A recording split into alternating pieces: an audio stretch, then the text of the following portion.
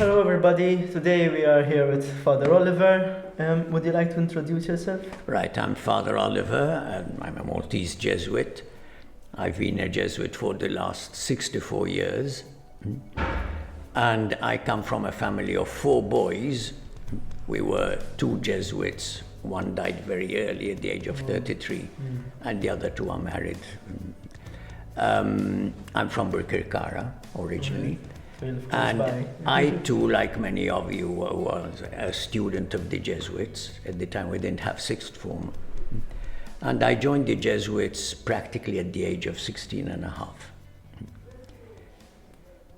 Wow, so what inspired you to become a Jesuit? At such a young age, especially. Right. The first thing was, I think, that I always felt God has given me a lot of affection, a beautiful family, a good education, and I felt I need to share that. And when I went to the Archbishop Curia to get a certificate to be able to enter the society, the Monsignor there asked me, but don't you like women? Wouldn't you like to marry and have children? And I said, yes, very, very much. But I feel a family for me wouldn't be enough to share all the love I have received. And especially I want to be able to give it to those who have had no love in their life. And the second thing that inspired me was when I was in primary school, we had a teacher who used to read to us letters from Jesuit missionaries in India. The work they were doing, especially with abandoned children, and that always raised in me the desire to be a missionary.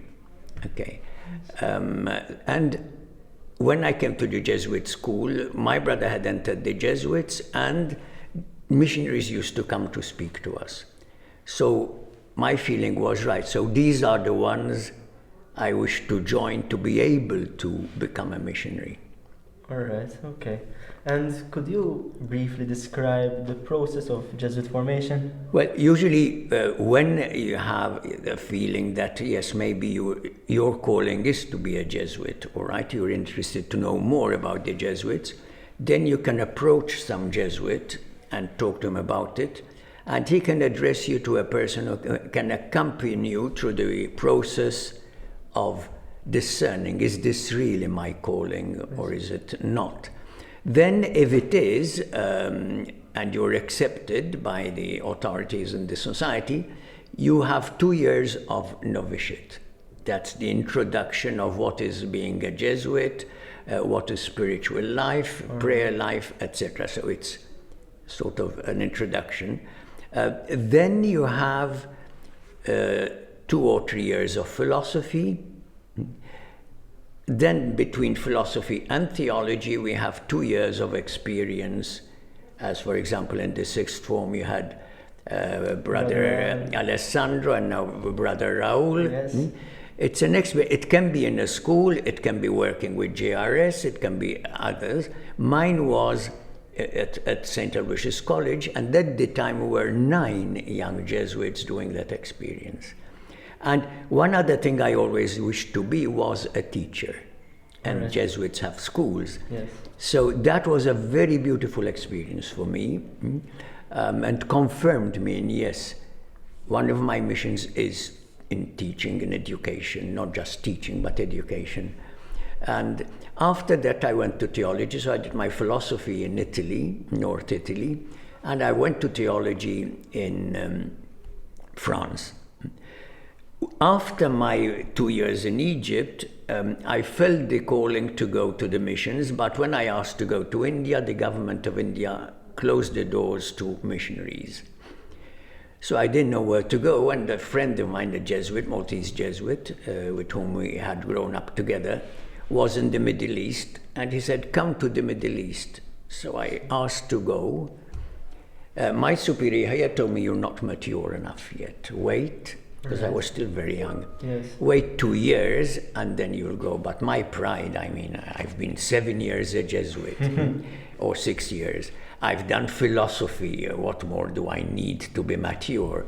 So I insisted and I went, and after 6 months I was proved how right my superior, my provincial was.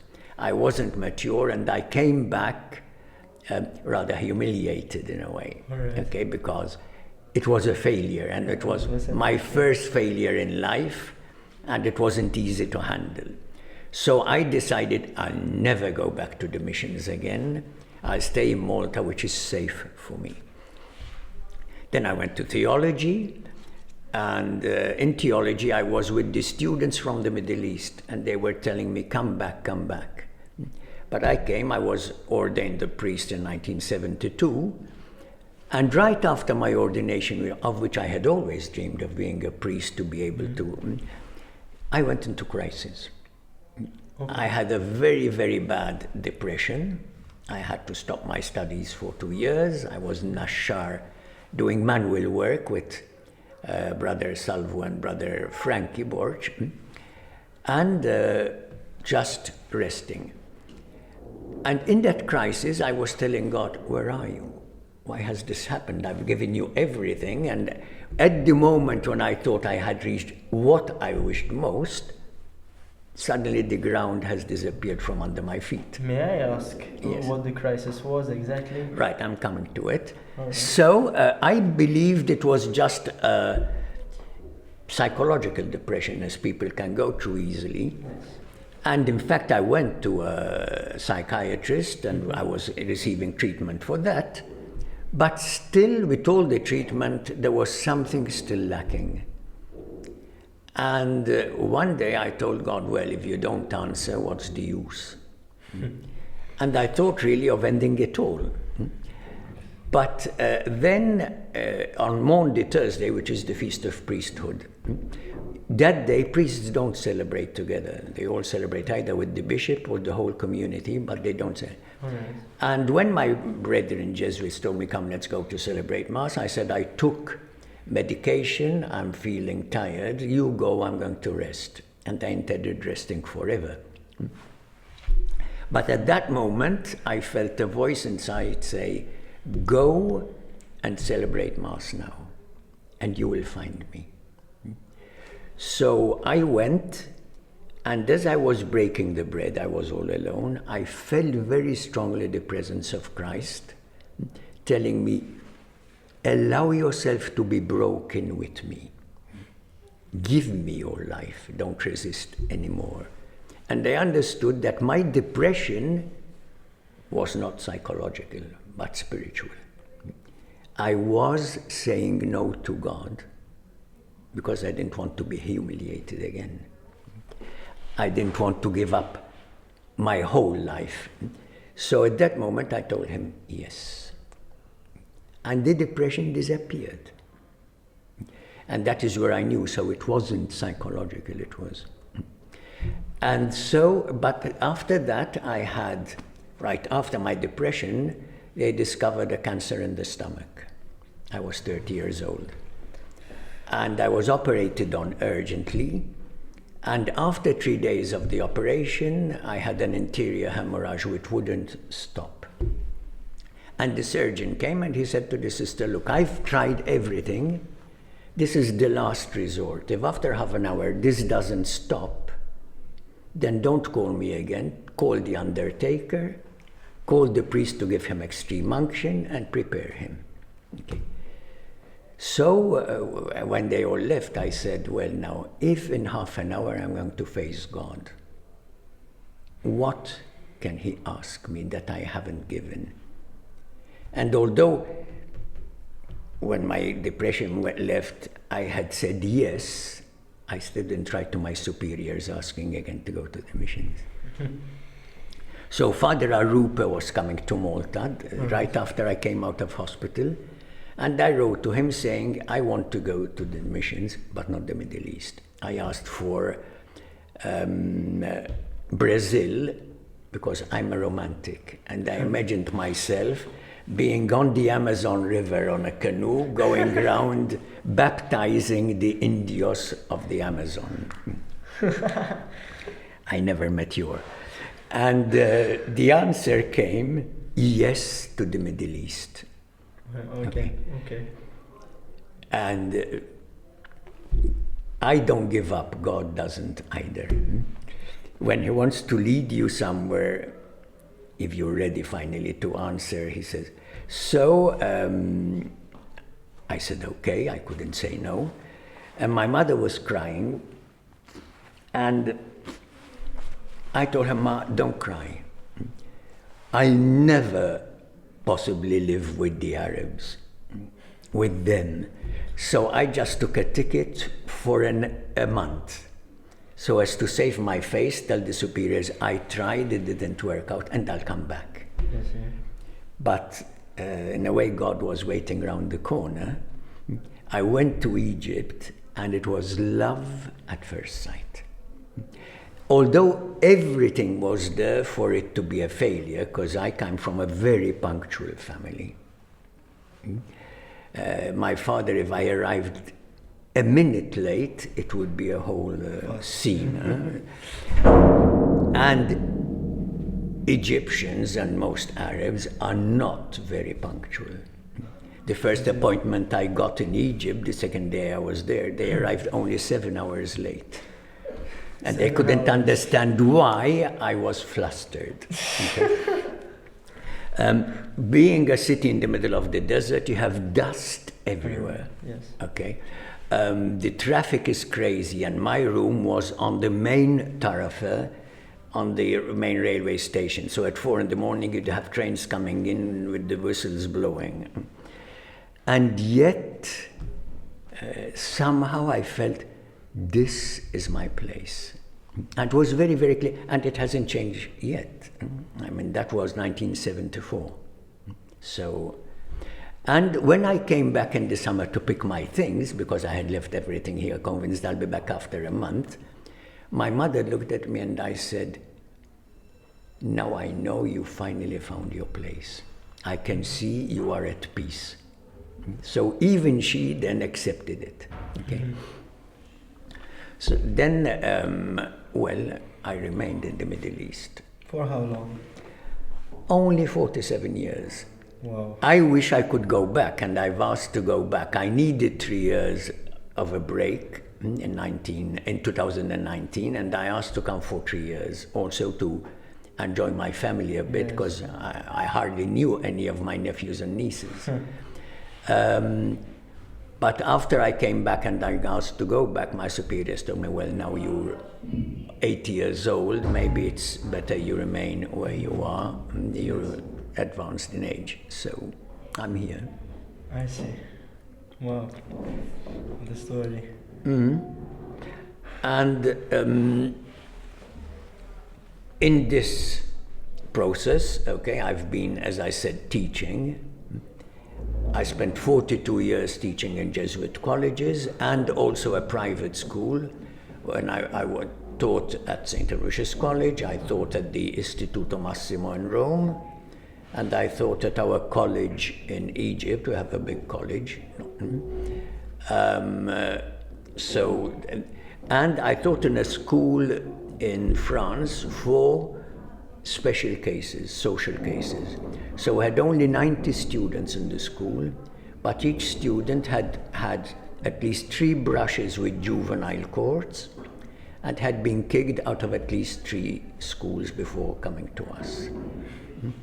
And when I went there, they told me that the teacher, I was teaching English there, and they told me that the teacher who had arrived before me, teaching, had been sent by the students to the psychiatric hospital. And I mean, till I was 30, people thought I was only 16. I looked 16. In fact, one day at this school, we had Parents' Day, and the parent of one of the students came. I was at the door of our class, and he said, "Boy, where's your English teacher?" And I said, "I'm the English teacher." He said, "Look, I have no time to waste with jokes. Tell me where your teacher is." And we used to go to the cinema with the students. They would admit them and not want to admit me because it's prohibited for under 18. And most of the students we had in fifth form were already 19 or more. Right. So I used to have to take out my ID card to show them I'm 30 in fact, or 26. And that set me also into feeling, all right, I was doing a lot of counseling without having the official formation for it, but I felt I need to work more on this because I felt very much my place working with difficult children. So after theology, I went to, from Egypt, I went to the United States, Chicago, to do formation in counseling and spiritual direction. Yes. And that was very, very good because I was working at the same time in a parish in the poor area of Chicago, which you don't imagine American big cities have poor areas, but they do have, and it was very difficult. So still my dream was, as I said, going to India to take care of abandoned children. You felt like that was your mission, your yes. calling. And that still remained. I wished to be able to give all the love I received to people who haven't received love. So one day in Egypt, I was going to the cinema and I hear somebody tell me, "Do you want to come and sleep with me?" And it wasn't even the voice of a girl or a woman, but a boy. And I admit I was shocked. Okay.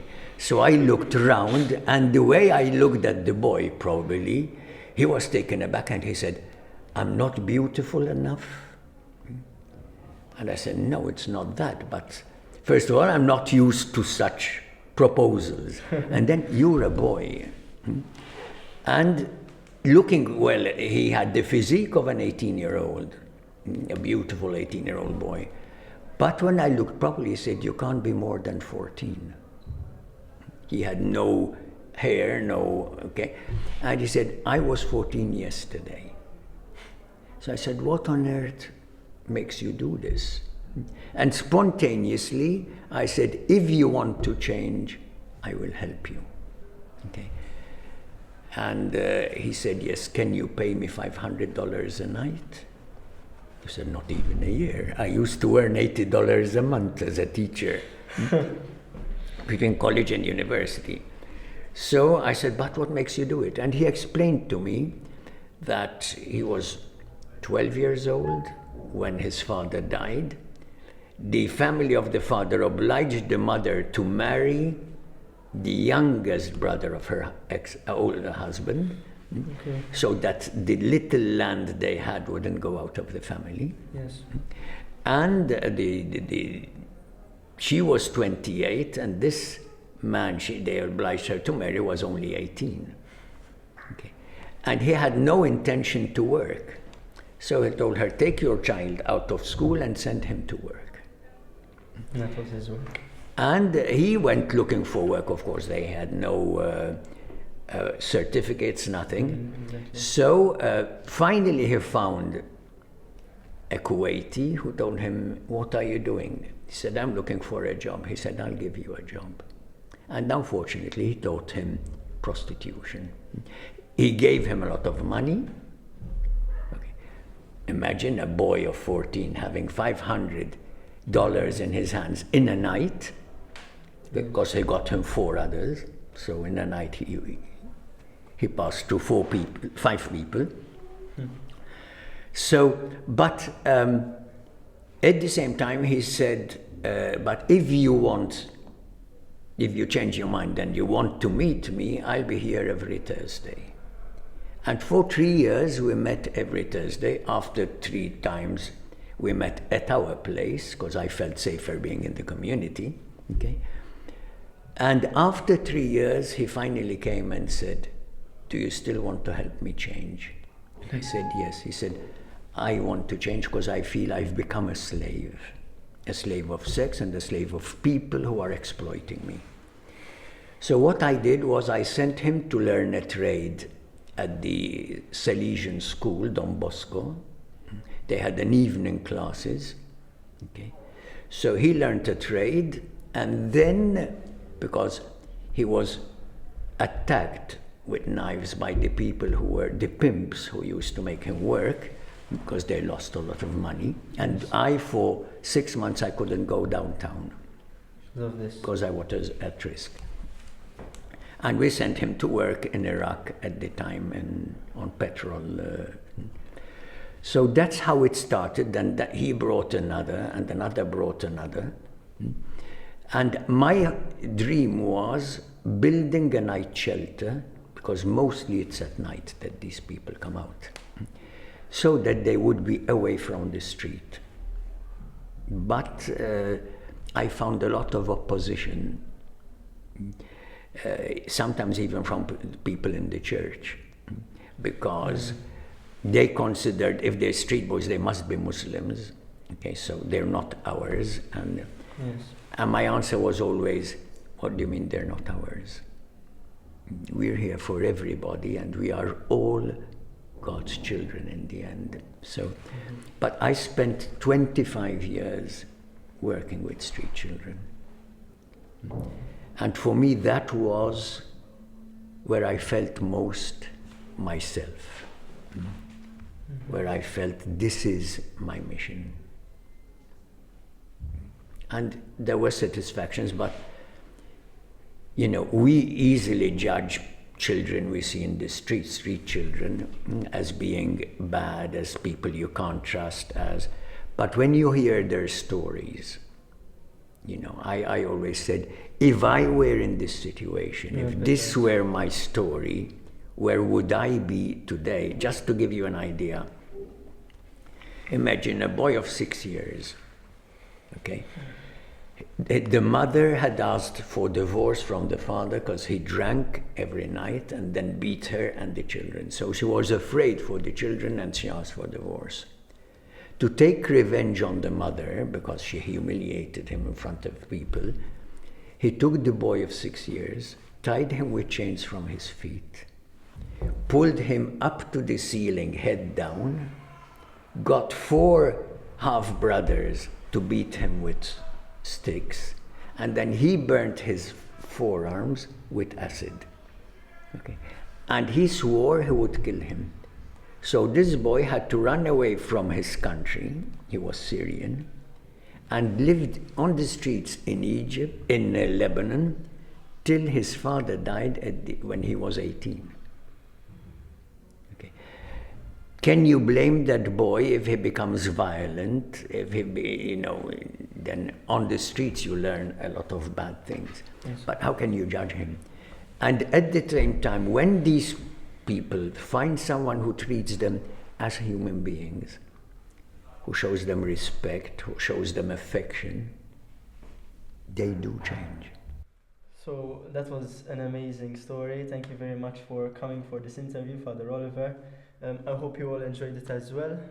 This is where we conclude the interview. Thank you for giving me the occasion to do this. Thank you very much. You're welcome.